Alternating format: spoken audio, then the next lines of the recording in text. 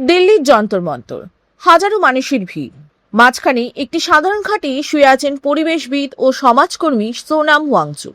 দিনের পর দিন অনশন করার ফলে তার শরীর ভেঙে পড়েছে।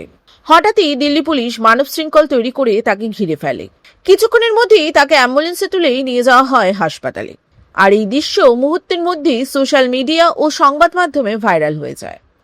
অনেকের কাছে এটি একটি ছিল আন্দোলনকারীর অনশনের ছবি মাত্র, কিন্তু খুব কম মানুষই জানেন ঠিক এমনই একটি অনশন আজ থেকে 40 বছরেও বেশি আগে লাদাখের ইতিহাসে তৈরি হয়েছিল। আর সেই অনশনে বসেছিলেন সোনাম ওয়াংচুক নন, তার বাবা সোনাম ওয়াং আল। 1984 সালে লাদাখের মানুষের অন্যতম বড় দাবি ছিল তপশিলি উপজাতি অর্থাৎ শিডিউল ট্রাইব স্বীকৃতি। পাহাড়ি অঞ্চলের মানুষের অভিযোগ ছিল উন্নয়ন, শিক্ষা, চাকরি এবং সাংস্কৃতিক পরিচয় রক্ষায় তারা ক্রমাগত পিছিয়ে পড়েছেন। সেই দাবিকে জাতীয় পর্যায়ে পৌঁছে দিতে অনশনের পথ বেছে নেন সোনাম ওয়াঙ্গাল।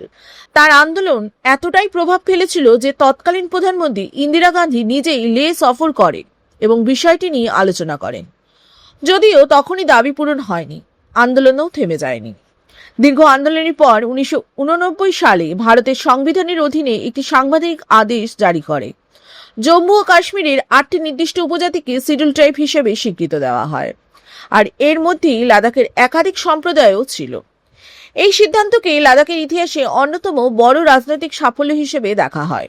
সোনাম ওয়াঙ্গল বিশ্বাস করতেন শান্তিপূর্ণ আন্দোলনই মানুষের দাবিকে দেশের সামনে তুলে ধরতে পারে। আর তার ছেলে সোনাম ওয়াংচুকও একই দর্শন অনুসরণ করেছেন। একজন লড়েছিলেন লাদাখের সাংবিধানিক অধিকার নিয়ে, আরেকজন লড়েছেন মানুষের অধিকার ও জবাবদিহির প্রশ্নে। 4 দশকের ব্যবধানেও বদলে গেছে ভারত, বদলে গেছে রাজনীতি, কিন্তু সোনাম পরিবারের প্রতিবাদের ভাষা আজও একই রয়ে গেছে। তাই যন্তর মন্তরে সেই একটি ছবি শুধু বর্তমানের খবর নয়, অনেকের কাছে সেটি 1984 সালের এক অসমাপ্ত ইতিহাসের প্রতিধ্বনিও।